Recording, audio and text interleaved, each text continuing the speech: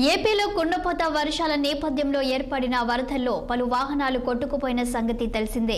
ఎన్టీఆర్ జిల్లా నందిగామ మండలం ఐతవరం హైవేపై 6 అడుగుల ఎత్తున వరద నీరు ప్రవహించి 16 కార్లు, 5 బైకులు, 2 ఆటోలు వరద ప్రవాహంలో కొట్టుకుపోయాయి.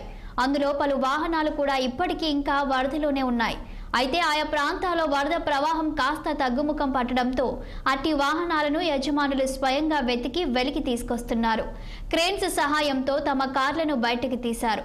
ఈ క్రమంలో రోడ్డుపై కిలోమీటర్ వరకు ట్రాఫిక్ అంతరాయం ఏర్పడింది. ఒక్కో వాహనం బయటకి తీయటానికి 12,000 రూపాయలు ఖర్చు చేయాల్సి వస్తుందని కార్ల యజమానులు వెల్లడించారు.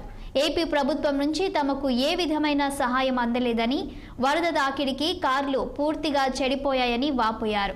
వరదల కారణంగా భారీ నష్టం కలిగిందని ఆవేదన వ్యక్తం చేశారు. వేలకు వేలు చెల్లించి క్రేన్ల సాయంతో తమ వాహనాలను ఒడ్డుకు తెచ్చుకున్నామని తెలిపారు కార్ల యజమానులు.